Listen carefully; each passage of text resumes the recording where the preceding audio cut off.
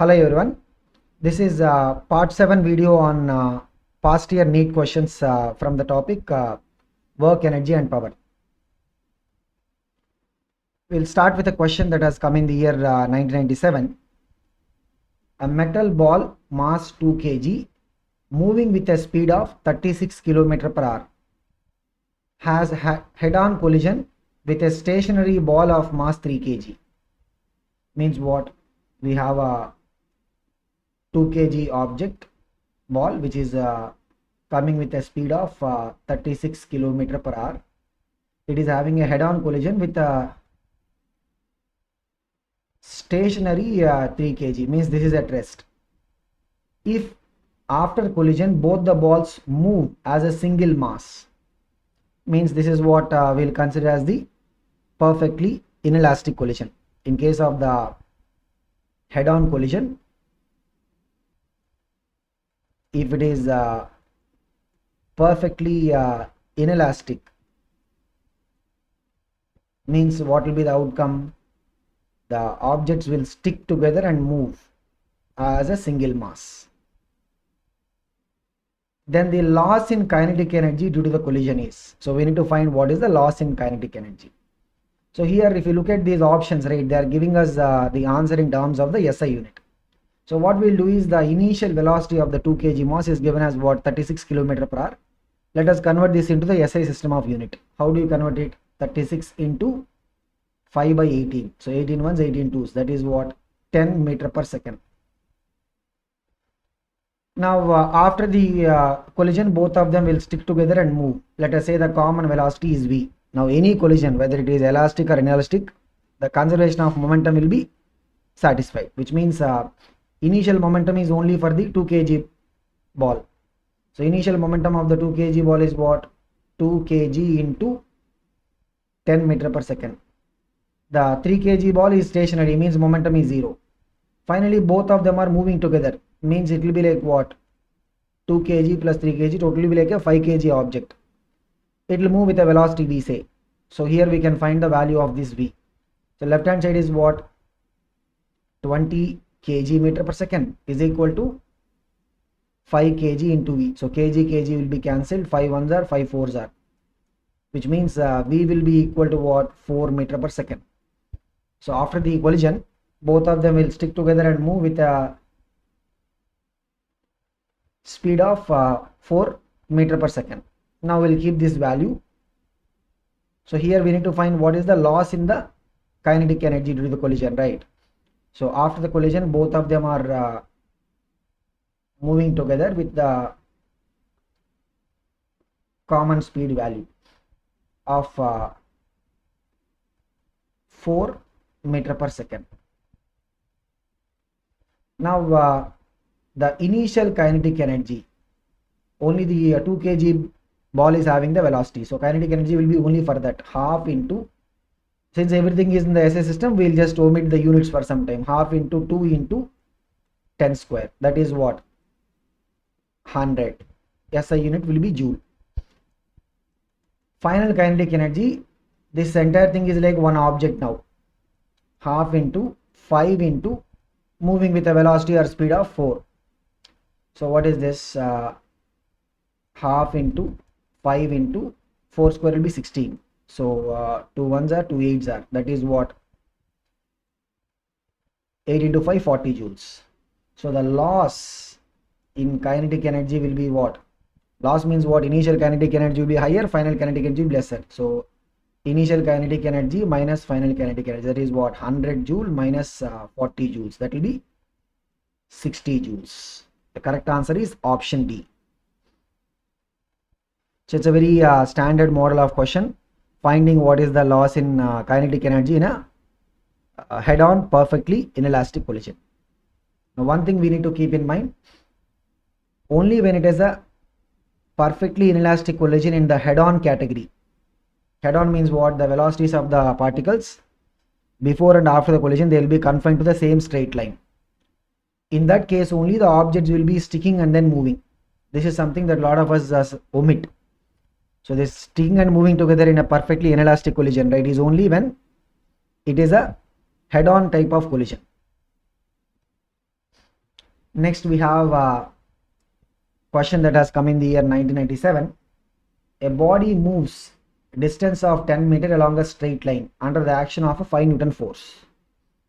If the work done is 25 joules, then the angle between the force and the direction of motion. So here the displacement value is what? 10 meter. Applied force is 5 newtons. And they're asking what is the angle between the two. Let us say theta is the angle between the direction of the applied force. This is a constant force. We are applying a constant force. So theta is what? The angle between F and direction of motion, which is the displacement. So what will be the work by a constant force? It will be F dot S, which is equal to what? F into S into cos theta. So here the work done is given as what? 25. Everything is in the SI system of unit, so we can just omit the unit. 25 is equal to what? F is 5 into displacement is 10 into cos theta. So what we see, 5 tens are 50. So it will come to the left hand side, means it will go to the denominator. So 25 by 50 is equal to cos theta. What is 25 by 50? It will be 1 by 2. So cos theta is equal to 1 by 2 means theta will be equal to what? 60, because cos 60 is what? 1 by 2. So the angle between the force and the direction of motion of the body will be 60 degrees, which is option A. Next we have a question which is again based on the perfectly inelastic type of collision in head-on category. A moving body of mass m with a velocity 3 km per hour collides with a body at rest mass 2m and sticks to it. Now the combined mass starts to move. What will be the combined velocity? Like we have a body of mass m and there is a body of mass 2m. This is moving initially with 3 km per hour velocity. This is at rest. After collision, what is happening? Both of them are sticking together and moving with a common velocity. Now for any type of collision, we can apply the conservation of momentum principle. So if you apply the conservation of momentum, initial momentum is what? It's only for the mass m. So m into 3. So for now, we'll just omit the unit. We know that since the velocity is in terms of kilometer per hour, the v value also will be coming in terms of kilometer per hour. So this is the initial momentum, m into 3. Initial momentum of the 2m is what? 0. Finally, both of them are moving like one object. Means total mass will be what? m plus 2m into, it's moving with a speed v or velocity magnitude v. So the final momentum will be what? M plus 2m into v. Now look at this. M into 3 is equal to what? 3m into v. So 3 is cancelled, mm is cancelled. So essentially what we'll get is the value of v is equal to 1 and unit will be what? Kilometer per hour. So correct answer is option C. Now if you look at the previous question and this question, right? A question that has come in the year 1994. A body constrained to move in y direction, means the body can only have displacement in the y direction, is subjected to a force given by, the force is given. What is the force given to us? Minus 2y plus 15j plus 6k. Force is in SI unit, newtons. The work done by this force in moving the body through a distance of 10 j cap meter, means this is constrained to move only along the y axis, right? So this is the displacement. So we need to find what is the work done. So what is the work done? It's a constant force, right? Force is a constant force. For a constant force, what is the work done? F dot S means minus 2y plus 15j plus 6k. We'll hold the unit for some time because anyway both of them in the SI system of unit. Dot 10j. What is the dot product of two vectors? If you have two vectors like this, ax into I, ay into j, az into k. Another vector bx into I, by into j, bz into k. Then the dot product will be what? Product of the I components plus product of the j components plus product of the k components, ax bx plus ay by plus az bz. So here I component is minus 2. Here there is no I component. Means product of the I components is 0. Here there is j component. Here also there is j component. What is it? 15 into 10. Here there is a k component, here there is no k component. So what is it? 150. Since everything is in the SI system of unit, the unit must be what? Joule. So work done is what? 150 joules. It's a straightforward question. The kinetic energy acquired by a mass m traveling a distance d starting from rest. So the mass m is starting from rest, means what? The initial velocity is what? 0. It is traveling a distance d under the action of a constant force, means a constant force is acting on it. We don't know the value, let us say f. The question is, we need to find the kinetic energy acquired by the mass. Is it proportional to m or is it proportional to m power 0? M power 0 means what? Here it is saying that the kinetic energy acquired by the mass will be independent of its mass value, okay? Or it is proportional to root m, or it is proportional to 1 by root m. So we have to conclude. So here look at it, right? We can approach this question by using two methods, either by using the work energy theorem concept, or by using the kinematics principles. So first we'll try to solve it by using kinematics principles. Okay, then we'll see how do we solve this by using work energy approach. So applied force is constant value f. Because of this, what will be the acceleration coming? F by m. That is the acceleration, correct? And initial velocity is 0. It will be moving in the direction of the force. So the displacement value will be same as the distance covered. It's not going to change its direction of motion, straight line motion, without changing direction, okay? So initial velocity is there, displacement is there, acceleration is there. We can find the final velocity. What is the formula? V square is equal to u square plus 2 into a into s. So v square will be equal to what? 2fd by m. Now kinetic energy acquired by the object is what? Half m into v square, which is what? Half into m into v square is what? 2fd by m. What do we see? 2 is cancelled. So what is the kinetic energy acquired? F into d. We'll see that this will be independent of the mass of the object. It depends upon what? The applied force F value and the distance moved or the displacement d. That's it. So what is the answer for this? It is option B. Independent means what? We have to say the kinetic energy acquired is proportional to m power 0. Instead of saying independent, what is the option they are giving us? They are giving us an option saying it is proportional to m power 0. Okay. So this is the kinematics approach.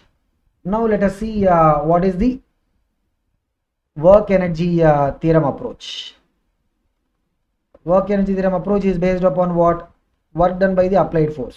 So here we are saying that there is a constant force F that is applied, and the displacement is along the direction of the force only, right? Because it is initially at rest, it will start moving in the direction of the force or direction of the acceleration.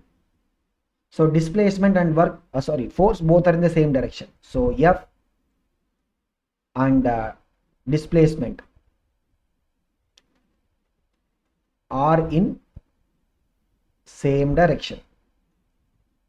So then what is the work done by this constant force? It will be what? F into S into cos theta, right? Which is what? F into displacement is d into cos 0, which is nothing but F into d. This is the work done.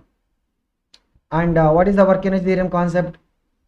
Work done by the external forces is equal to what? Change in kinetic energy plus change in potential energy, but here there is no potential energy term involved. So work done is F into d is equal to what? Change in kinetic energy. Change in kinetic energy means what? Final kinetic energy minus initial kinetic energy is 0. So the kinetic energy acquired by the body, which is the final kinetic energy, is equal to what? F into d. So here we can see that this does not depend upon the mass. There is no dependence on the mass, so we'll say what? The kinetic energy acquired is proportional to m power 0. Next we have a question that has come in the multiple years. This is a question based on variable force. A position dependent force means the force is depending upon the position. What is this? F is equal to 7 minus 2x plus 3x square. This is the force value which is in Newton unit. Acts on a small body of mass 2 kg. What is the mass of the body on which it is acting? 2 kg. and displaces it from x is equal to 0 to x is equal to 5 meter, means the displacement, right, is happening along the positive x axis. From x is equal to 0, it is totally displaced up to x is equal to 5. Work done in joules is, now if you look at it, right, as the object position is changing, force value will be changing. Force is not a constant one. So at a particular position, let's say the force is F, we give a small displacement dx. We'll give a small displacement dx. Here, no, the movement of the body is because of the applied force, right? Which means the force and displacement will take them in the same direction. So the small work done for this displacement dx will be what? F into dx, which is F is what? 7 minus 2x plus 3x square dx. Total work done will be, when the x value is changing from 0 to 5, means total work done will be integration of this particular expression where the x value will be changing from 0 to 5. So this will give us what is the total work done. So this integration, right, we can split it. How? Integral 0 to 5, 7 dx minus integral 0 to 5, 2x dx plus integral 0 to 5, 3x square dx, like that. So this is how we'll split the integration. Now the thing is, we'll just have to solve this particular integration value and we'll be able to get what is the work done. That's it. So once you're able to arrive at this expression, we have to recall some of the basic integration results.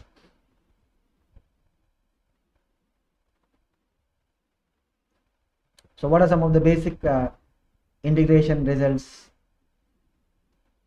Here this 7 is a constant, it will come out 7 into integral 0 to 5 dx. So we'll just try to conclude one by one. First term, this is the first term, right? Integral dx will be x. Limits have to be substituted. Means 7 into 5 minus 0, which is what? 7 5s are 35. Let us keep it. Second term is this one, right? Integral 0 to 5 2x dx. 2 will come out integral 0 to 5 x dx. Integral x dx will be x square by 2, because integral x power n dx, and this is the common result. X power n dx will be what? X power n plus 1 by n plus 1. So this is what? 2 into x square by 2 between the limits 0 to 5, means 2 into 5 square by 2 minus 0 square by 2. 0 square by 2 is anyway 0 only. So here 2 is cancelled. 5 square is what? 25. So I have to keep. First term is what? 35. Second term is 25. You have to keep one thing in mind, that there is a negative symbol here. Okay. Now we'll go to the third one. Third term is what? Integral 0 to 5 3x square dx. So integral 0 to 5 3x square dx. Again 3 is a constant, comes out. Integral 0 to 5 x square dx. That will be x cube by 3. So x cube by 3 between the limits 0 to 5, means what? 3 into 5 cube by 3 minus 0 cube by 3. 0 cube by 3 means 0 only. 3 is cancelled. 5 cube is what? 125. So what do we have? This is first term is 35. 35 minus 25. Second term is 25 plus 125. 35 minus 25 means this is 10. 10 plus 125 means what? This is 135. Unit will be joules. So what is the correct answer for this? Option A. The only thing is, in this question we are having some integration approach involved. Other than that, if we are comfortable with the basic integration, means we will be able to easily tackle these kind of questions. When a body moves with a constant speed along a circle, so this is what we will call as uniform circular motion. So when a body is moving with a constant speed, so everywhere the speed will be what? Same. But we should keep one thing in mind. When we talk about the velocity, for a uniform circular motion, velocity will not remain constant. Why? Because direction keeps changing. Uniform circular motion means what? Speed remains constant, but velocity will not remain constant. So we'll have to look at which is the suitable one. Look at this. Option A is no work is done on it. Now, if you look at the uniform circular motion, the only force acting on that object will be the centripetal force, which will be towards the center. At any given instant, the displacement is along the tangential path. The angle between them will be 90. So at any instant, there is only one force, which is the centripetal force. Work done by the centripetal force will be equal to what? F into ds into cos 90, because angle between them is 90. So it will be what? 0. Means at any instant the work is 0, means overall also the work will be what? 0. So this is only for what? For uniform circular motion, because for uniform circular motion there is only one force that is going to be, which is the centripetal force, and hence the work done will be what? 0, which means what? No work is done on it. So the correct answer is what? Option A itself. We are able to get the correct answer. But we look at the other options also. Option B is saying what? No acceleration is produced in it. No, that is not correct. Why? Because there is a centripetal acceleration, right, which is responsible for the change in direction of motion. So this is incorrect. Option C is what? Its velocity remains constant. No, that is what we said in the beginning, right? Speed remains constant, but since the direction of motion is changing, velocity, because velocity is a vector, it will be what? We have to look at the magnitude as well as the direction, right? So velocity will not remain constant. Option D is saying no force is acting on it. That is also not correct. Why? Because there is a centripetal acceleration, means there has to be a force that must act towards the center. Without this force, the particle cannot go in the circular path. So what is it? There is a centripetal force. So that is also incorrect. Next, we have a question that has come in the year 1993. Two masses 1 gram and 9 gram are moving with equal kinetic energies. The ratio of the magnitudes of their respective linear momenta, means here we have, say for example, masses m1 and m2. This is 1 gram and this is 9 gram. Both of them are having the same kinetic energy k. We have to find the ratio of their respective linear momenta, means we have to find what is this p1 by p2. Now linear momentum for any moving object, right, can be expressed in terms of mass and kinetic energy as root 2 mk. How? K is what? Half mv square, right? Half and 2 will be cancelled. Root of m square means what? Mv only. So for any moving object, the linear momentum can be expressed as what? Root 2 mk. Means look at this, p1 by p2 will be equal to what? Root 2 m1 into k divided by root 2 m2 into k. For both of them the kinetic energy is same. Some people what they do is, they will cancel a root cannot be cancelled. What can be done is root k can be cancelled, root 2 can be cancelled. So what we have? Root m1 by root m2. What is this? m1 is 1, so root of 1 means what? 1 only. Root m2 is 9, right? So root 9 is what? 3. So the p1 by p2, that ratio will be equal to what? 1:3. The units will be cancelled. m1 and m2 both are in the same gram, right? So units will be cancelled. We don't need to do conversion of the unit here. Okay. So what is the answer for this? Which is option C. So this relation is important. Linear momentum of a moving object will be what? Root 2 mk. Similarly, kinetic energy will be p square by 2m. These two results, right, will be useful while solving problems. Kinetic energy will be what? P square by 2, where p is the momentum. Next, we have a question that's come in the year 1992. A particle of mass M is moving in a horizontal circle of radius r with a uniform speed v. Means, we have a object which is moving in a horizontal circle with a uniform speed v. Means what is this? This is a uniform circular motion. Uniform circular motion means what? Speed will be constant throughout, but velocity will not be. Why? Because the direction of motion keeps changing. When it moves from one point to diametrically opposite point, So 1 point, from 1 point, let us say 0.1. Diametrically opposite point means what? For the diameter, we will mark exactly opposite point. This is center. When it is moving from here to here, look at this. Its direction of motion keeps changing. When it comes here, it will be like this. Speed will be same v, but direction of motion changes. They are asking, what is the change in kinetic energy and change in momentum. So understand one thing, kinetic energy will not be changing. Why? Because initially, what is it? At point 1, what is it? Half mv square. At point 2 also, what is it? Half mv square. So kinetic energy will not be changing. So option A, they are saying kinetic energy changes by mv square by 4. That is incorrect. Option D, they are saying kinetic energy changes by mv square. That is also incorrect. So kinetic energy will not be changing because the magnitude of the velocity or the speed is not changing, right? That is why kinetic energy will remain the same. Now the question is about the momentum. See here, momentum is a vector. It is like this. Let's say this is the I cap direction. So initial momentum P1 will be equal to what? Mass into speed into I cap. When it comes to diametrically opposite, this direction will be what? Minus I cap. So final momentum will be what? M into V into minus I cap. Now when we want to talk about the change in momentum means what? P2 minus P1. That is what? Final momentum minus initial momentum. What is it? Minus 2mv into I cap.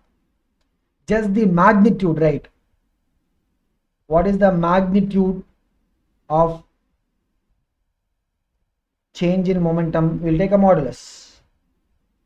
Take a modulus of this one. If you take a modulus means minus will not come. We'll only look at the absolute value. It will be what? 2mv. So the momentum will be changing by how much? 2mv. It is exactly reversing its direction. So the correct answer is what? Option C. Option B is also not correct. Why? Because option B is saying momentum does not change. Momentum changes, right? Momentum is a vector. It will be mass times the velocity. Since the velocity is changing, momentum has to change.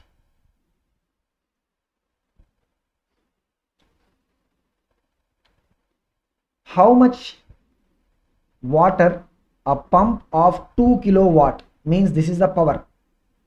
What is it? 2 into 10 power 3 watt. That is the power of this pump.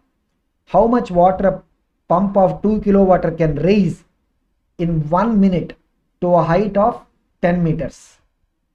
So from the ground, it is raising the water to a height of 10 meters. Maybe we'll have a tank or there, something like that. Okay.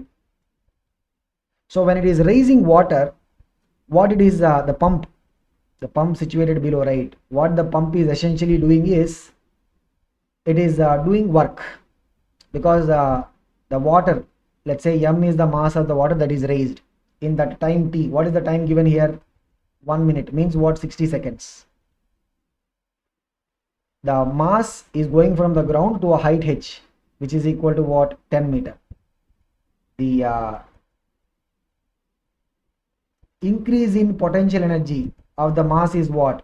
M into G into H. This is coming from where? The work done by the pump. So work done by pump is equal to what? The increase in kinetic energy of the mass, mgh. Power is what? Work done by time. And this is given as what? 2 into 10 power 3 in terms of the SI unit. So we just have to substitute the values. What is it? M is what we are trying to find. Into G is what? 10. Height is also 10. Divided by T is what? 60. Is equal to 2 into 10 power 3. So here the mass is going to come in terms of what? Kilograms. Mass is going to be coming in terms of the kilograms. So let us look at it. So this is what? 10 ones are 10 sixes. Then M will be equal to what? 2 into 6 into 10 power 3 divided by 10. So this is what? 2 6 are 12. So 1200 kg. What is the mass going to come as? 1200 kg. But if you look at it, right, they are not giving us the value in terms of the mass. They are giving the value in terms of the volume.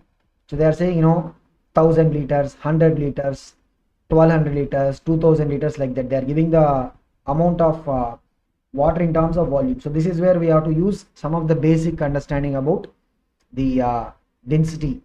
So generally, what is the density of water? It is 1000 kg per meter cube or 1 kg per liter. The density of water is what? 1000 kg per meter cube or 1 kg per liter. How this conversion comes? 1000 kg meter cube means what? 1 meter cube is equal to 1000 liters. That is why it will be what? 1 kg per liter. So this is the mass. We have to find the volume means what? The corresponding volume will be mass times the volume will be right. It will be what? Mass by density. Because mass is what? Volume in density. So volume will be mass by density. So mass is what? 1200 kg. Divided by density is what? 1 kg per liter. Kg is cancelled. Liter will go to the numerator. So what is it? 1200 liters. So we don't get the volume straight away. We will get what? Mass we will get. From there, using the density of water that we normally remember, right? We will have to convert this amount of water in terms of volume. What is it? 1200 liters.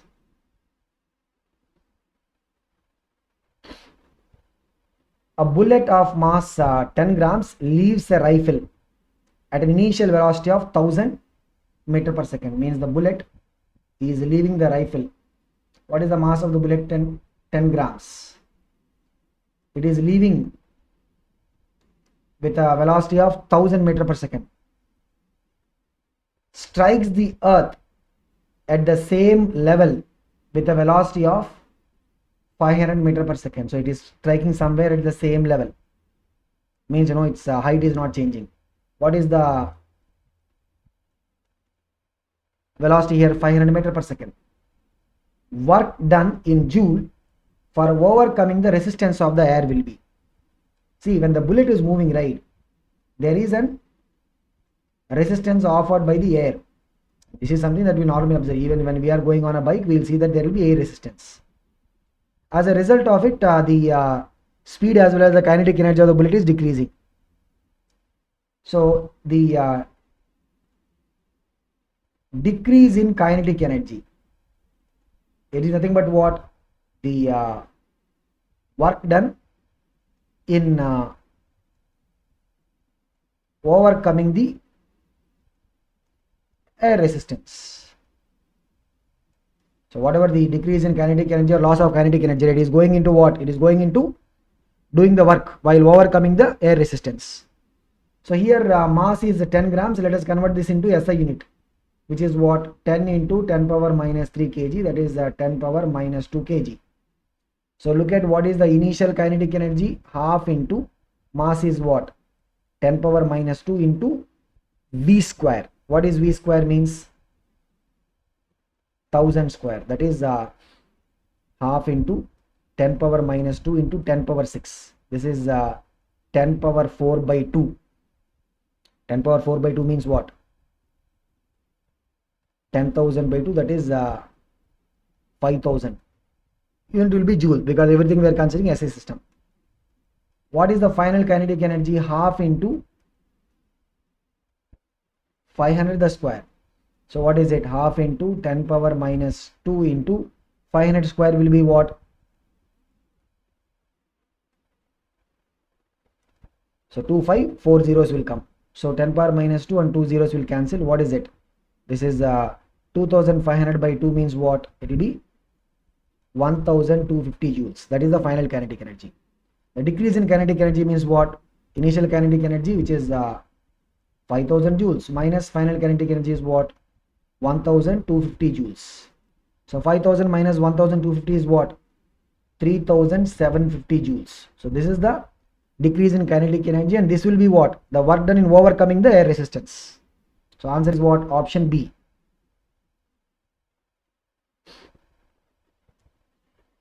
The coefficient of restitution E for a perfectly elastic collision is, means we have to tell what is the coefficient of restitution for a perfectly elastic collision. So here this coefficient of restitution, right, is generally defined for the head-on collisions. For two objects. When two objects are undergoing head-on collision, then we will define this term called as what? Coefficient of restitution. What is it? Say for example, we have two objects, object 1, object 2. They will be moving along the same line because that's what is the head-on collision. So let us say the velocity of the first object is u1 before the collision. Velocity of the second object is what? u2. Now when they are colliding means the object 1 will be approaching object 2. So if you look at with respect to object 2, then the velocity of approach. If you look at the velocity of approach, what is the velocity of approach? It will be velocity of the object 1 minus velocity of the object 2, because we are looking with respect to object 2. Now after the collision, what would happen? Here 1 is there, here 2 is there, they have collided. We will see that they will be receding. So before the collision they will be what? Approaching.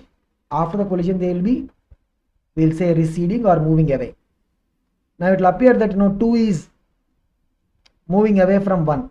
So if you look at with respect to 1, it will appear that 2 is moving away from 1. So here the velocity of separation will be equal to what? v2 minus v1. So with respect to 1, if you look at it, 2 will appear to move with what relative velocity? v2 minus v1. So the ratio of the relative velocity of separation after the collision, which is v2 minus v1 divided by the relative velocity of the approach before the collision, which is u1 minus u2. So we have to be careful about this method of defining the coefficient of restitution. This is what we call as E. And if you just look at the magnitude, right, so we can even express it in terms of a modulus of v2 minus v1 by u1 minus u2. Okay, so this is how we look at the coefficient of restitution. For the head-on collisions, if it is an perfectly elastic, elastic, then the value of E will be equal to 1. We are not going to actually do the derivation here because there is a derivation that we will have to go through. So this is a standard result that we will keep. What is it? The perfectly elastic collision in case of the head-on category, right? The coefficient of restitution will be what? 1. For a perfectly inelastic, which we also call as a plastic collision, where both these objects will stick and move. When they stick and move means v2 is equal to v1. So numerator will be what? 0. v2 minus v1 will be 0. So E will be 0 for a perfectly inelastic collision or plastic collision. So here they are asking what? Perfectly elastic collision, right? Means what? E will be equal to 1. So we are not doing the derivation here. We will just remember these results. So this is about this part, and with this we have completed the discussion on past year NEET questions from the chapter work, power and energy. So we will see in the next chapter.